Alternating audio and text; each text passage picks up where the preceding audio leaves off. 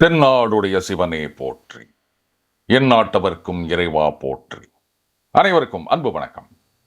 அஷ்டாவக்ரர் அவருடைய பதில்களை எல்லாம் கேட்ட உடனே அரசர் மகிழ்ந்து போயிட்டு அவருடைய அறிவுத்திறமையை உணர்ந்து கொண்டு யாகசாலைக்கு அழைத்து செல்கிறார். அங்கு வந்தியோட வாதம் செய்வதற்கு தயாராகிறார் அஷ்டாவக்ரர்.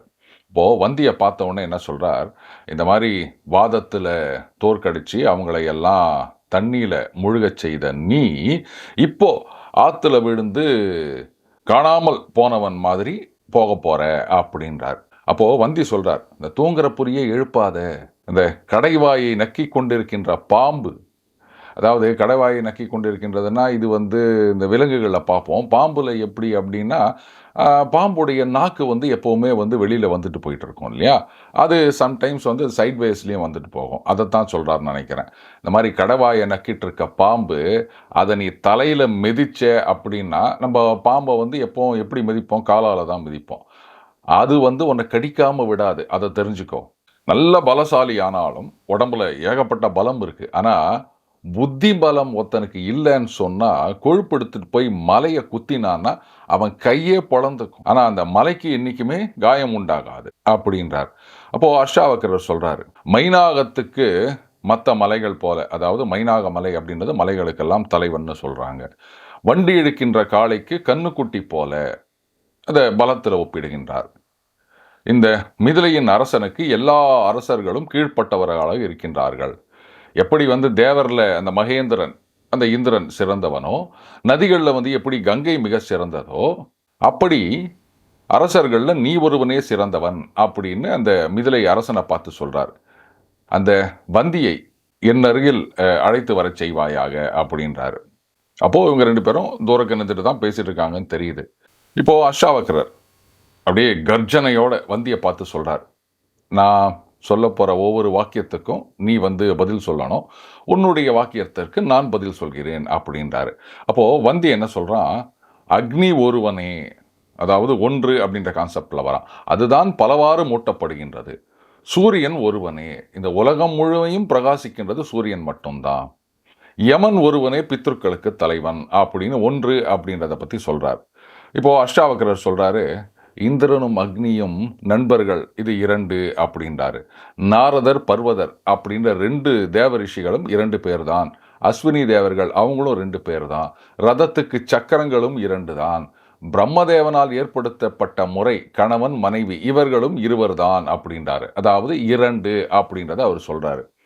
அப்போ வந்தி என்ன சொல்றாரு, மக்கள் ஒவ்வொருவரும் தங்களுடைய வினையினால் 3 விதமாக பிறக்கின்றார்கள் அப்படின்றாரு. அதாவது நல்வினை இருந்ததுன்னா தேவர், தாவரம், மனிதர், இப்படி 3ஆக பிறக்கின்றார்கள் அப்படின்னு. அதே மாதிரி 3 வேதங்கள், இது 3 ஆசிரமங்கள், இப்படி கர்ம கூட்டங்களை தாங்குகின்றன. யாகத்தை நடத்துகின்ற 3 வர்ணங்கள் அப்படின்றாரு. அதுக்கப்புறம் வினை பயனை அனுபவிப்பதற்கு 3 உலகங்கள்ன்றாரு, ஸ்வர்க்கம், நரகம், பூமி அப்படின்னு. அப்போ என்ன, பூமியும் வினை பயனை அனுபவிப்பதற்கா அப்படின்னா அப்படிதான் போல இருக்கு. அதனால தான் காலங்காலமாக நீ பூமியில் போய் பிறக்க கடவாய் அப்படின்னு சாபம் கொடுக்குறாங்க போல இருக்கு. இப்போது அஷ்டாவக்ரர் சொல்கிறாரு, இந்த பிரம்ம வித்துக்கள் அவர்களுக்கு ஞானத்தை அடைவதற்கு ஆசிரமங்கள் 4. கூடவே என்ன சொல்கிறார், 4 வர்ணத்தார்கள் இந்த ஞான யாகத்தை நடத்துகிறாங்க அப்படின்றாரு.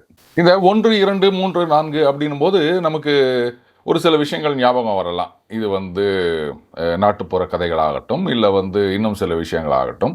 அதாவது ஒருத்தர் 1ன்னு ஒரு விரலை காமிப்பார், இன்னொருத்தர் 2 என்ற விரலை காமிப்பார். இது மகாகவி காளிதாசர் வாழ்க்கையில் நடந்ததாக கூட நம்ம கேள்விப்பட்டிருக்கோம். 3, 4, 5 அப்படின்னு. அதுக்கு பண்டிதர் ஒரு அர்த்தத்தை சொல்லுவார், அந்த ஒன்றும் தெரியாதவனாக இருக்கவன் அவன் வேறு அர்த்தத்தை சொல்வான் அப்படின்றத நம்ம பார்க்குறோம்.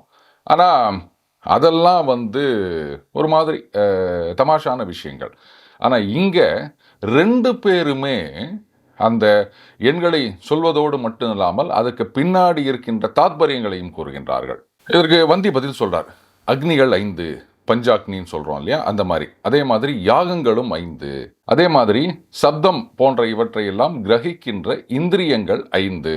நம்ம 5 இந்திரியங்கள் அப்படின்னு நம்ம பார்த்துருக்கோம் இல்லையா. அதே மாதிரி பூதங்கள் 5, பஞ்சபூதங்கள் அப்படின்னு சொல்கிறாரு. அதுக்கு அஷ்டாவக்ரர் என்ன சொல்கிறாரு, ஆதானத்தில் 6 பசுக்களை தட்சணையாக செல்ல சொல்லுகின்றார்கள். அதே மாதிரி அந்த காலச்சக்கரத்தை நடத்துகின்ற இந்த ருதுக்களும் 6. நம்ம ஏற்கனவே இதை நம்ம பார்த்தோம். அந்த 6, 12, 360 அப்படின்னு. அதுதான் அந்த காலச்சக்கரத்தில் ருதுக்கள் அப்படின்றது இன்னைக்கு நம்ம சொல்லணும்னா பருவகாலம்னு சொல்லலாம். 6 ஞானேந்திரியங்கள், 6 கிருத்திகைகள், 6 அப்படின்றார். அதுக்கு வந்தி சொல்றார், இந்திரியங்களால் அனுபவிக்கத்தக்க உலக விஷயங்களில் பசுக்கள் மாதிரி பற்றுதல் உள்ள 7 கிராமிய பசுக்களும், அதே மாதிரி 7 வன்னிய பசுக்களும் 7 சந்தசுகளும் ஒரு யாகத்தை நடத்துகின்றன. ரிஷிகள் அவங்களும் 7 பேர், பூஜைகளும் 7, அந்த வீணையில் இருக்க தந்தி அதுவும் 7 அப்படின்றார். இப்போ அஷ்டாவக்கரர் சொல்றார், சிங்கத்தை கொல்லுகிற சரபம் அதுக்கு 8 கால் இருக்கு. தேவதையில வசுக்கள் அவங்க 8 பேர்னு கேள்விப்பட்டிருக்கோம். எல்லா யஜ்ஞங்களிலும் அந்த யூபம் 8 பட்டையுள்ளதாக விதிக்கப்பட்டிருக்கின்றது அப்படின்றார்.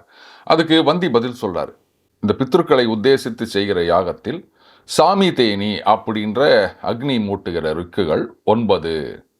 அப்படியே முக்குணமயமான இந்த பிரகிருதி அது தன்னுடைய குணங்களின் ஏற்றம் தாட்சி சமம் அப்படின்ற அந்த 3 நிலைகளை வச்சு பார்க்கும்போது 9 என்ற எண்ணிக்கையை பெற்று பலவித பொருட்களை உண்டாக்குகின்றது. அது மட்டும் இல்லை, இந்த 9 வரையில் உள்ள எண்கள் இதுதான் வரிசை மாறி மாறி மாறி பல பல எண்கள் ஆகின்றன அப்படின்றாரு. அப்போது அஷ்டாவக்கரர் சொல்கிறாரு, இந்த உலகத்தில் தேகம் அப்படின்றதுல வசிக்கின்ற ஜீவன்களுக்கு திசைகள் 10 என்று சொல்லப்பட்டிருக்கின்றன. இப்போ நமக்கு சந்தேகம் வரலாம், சார் 4 திசை தானே சார், கிழக்கு மேற்கு வடக்கு தெற்கு இதுதானே நமக்கு தெரியும் அப்படின்னா, இப்போ நம்ம இந்த தசரதன் அப்படின்ற பெயர் காரணத்தை பார்த்தோம் இல்லையா. இப்போ அந்த கிழக்கு மேற்கு அப்படின்றதுலேயே நம்ம இந்த ரமணன் அவர்களுடைய நிகழ்ச்சியை நிறைய பார்த்தவங்களுக்கு தெரியும்.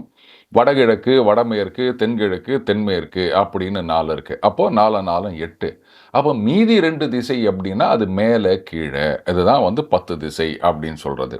10 நூறுகளை 1000ன்னு சொல்லுவாங்க. கர்ப்பிணிகள் கர்ப்பத்தை 10 மாதம் சுமக்கிறார்கள்.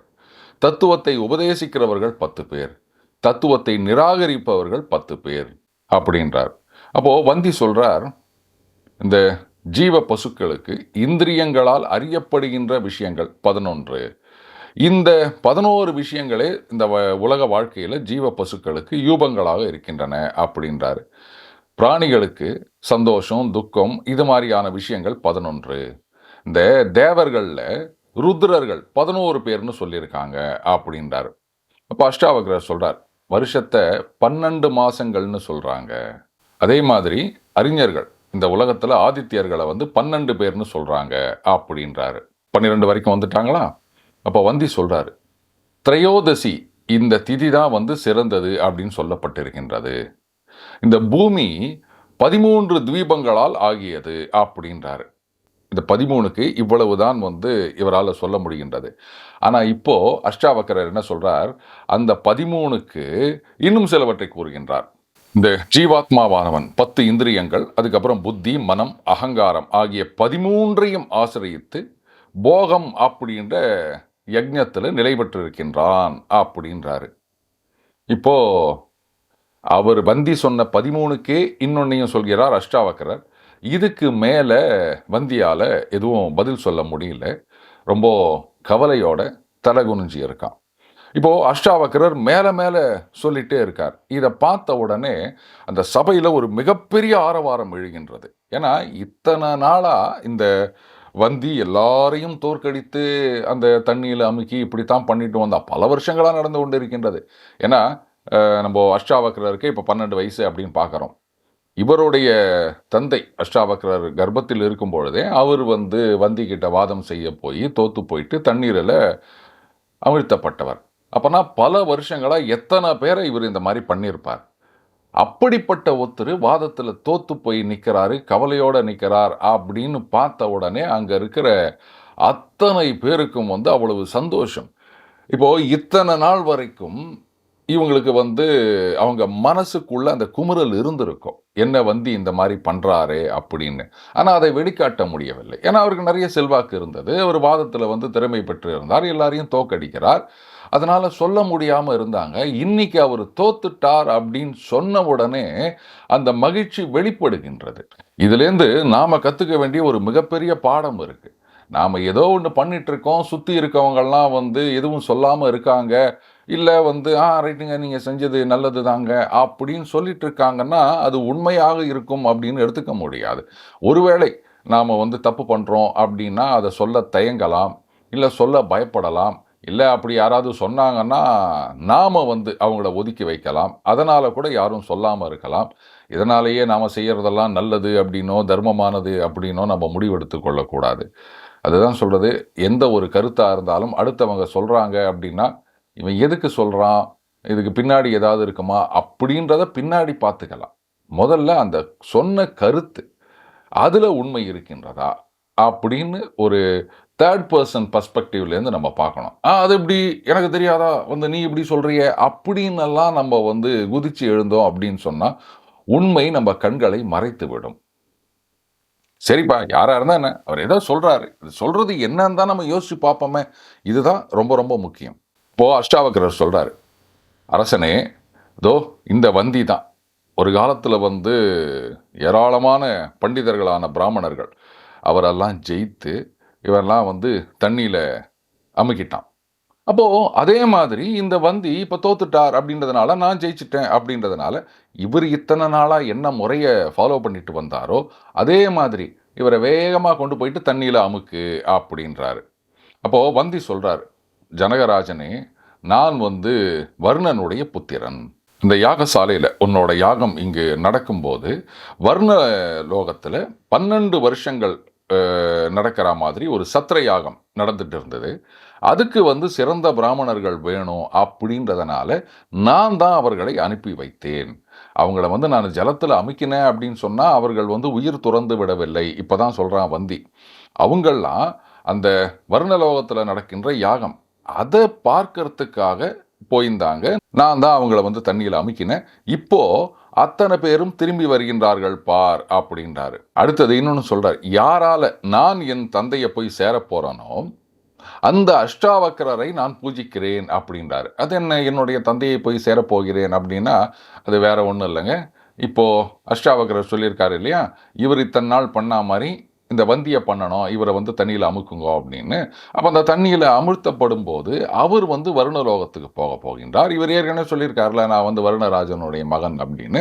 அப்போ அவர் தந்தை இருக்கும் இடத்தை போய் சேரப் போகின்றார். அப்போ நான் என்னுடைய தந்தையை சேருவதற்கு அஷ்டாவக்ரர் தான் காரணம். அவரை பூஜிக்கிறேன் அப்படின்றாரு. அப்போ அஷ்டாவக்ரர் சொல்றார், பண்டிதர்களான பிராமணர்கள் தோத்த பிறகு எப்படி சமுத்திர ஜலத்துல அமிழ்க்கப்பட்டார்களோ, அவர்களையெல்லாம் நான் வந்து இந்த வந்தியுடன் வாதம் செய்து அவனை தோற்கடித்து மீட்டேன் அப்படின்றத வந்து சாதுக்கள் அவங்க வந்து ஆராய்ந்து பார்க்கணும் அப்படின்னு சொல்றாரு. அப்போ ஜனகன் சொல்றாரு, நீங்க வந்து வந்திய வாதத்துல தோற்கடிச்சதுனால இப்போ இந்த வந்திய வந்து உங்கள் வசம் ஒப்படைக்கின்றேன்றாரு. அப்போ அஷ்டாவக்கரர் சொல்றாரு, இத பாருங்க அரசரே, இந்த வந்தி உயிரோட இருக்கிறதுனால எனக்கு எந்த விதமான பிரயோஜனமும் இல்ல. இவர் சொன்னாரு இல்லையா? என்னுடைய தந்தை வந்து வருணலோகத்தில் இருக்கின்றார். அவர்தான் வருணன் அப்படின்லாம் சொன்னாரு இல்லையா? அப்படின்னா, அவர வந்து நீங்க அந்த சமுத்திரத்துல மூழ்கச் செய்யுங்க அப்படின்றார். அப்போ வந்தி சொல்றார், நான் வந்து அந்த வருணராஜனுடைய பையன் தான். இந்த ஜலத்துல அமிழ்த்தப்படுவதனால எனக்கு எந்த விதமான பயமும் இல்லை. ஆனா இந்த அஷ்டாவக்ரர் இத்தனை காலமா காணாமல் போயிருந்த அவருடைய தந்தை ககோளர், அவரை இந்த முகூர்த்தத்துல பார்ப்பார் அப்படின்றாரு. அதே மாதிரி இத்தனை காலமா இந்த வந்தியால சமுத்திரத்துல அமுக்கப்பட்ட பிராமணர்கள், அவங்க எல்லாரும் இப்ப மேல எழுந்து வருகின்றார்கள். இப்போ ககோளர் சொல்றாரு தன்னுடைய மகனை பார்த்து, இதுக்காகத்தான் ஜனங்கள்லாம் ஒரு புத்திரனை பெற வேண்டும் அப்படின்னு நினைக்கிறாங்க. நான் செய்ய முடியாத இந்த காரியத்தை என்னுடைய பையன் செய்தான். அதாவது சோசியாலஜில சொல்லுவாங்க, child is the extension of parent அப்படின்னு. நாம செய்ய முடியாத, நாம வந்து லட்சியங்களாக வைத்துக்கொண்டு அடைய முடியாத இதையெல்லாம் நம்ம பசங்க மூலமா நாம வந்து நிறைவேற்ற விரும்புகின்றோம்.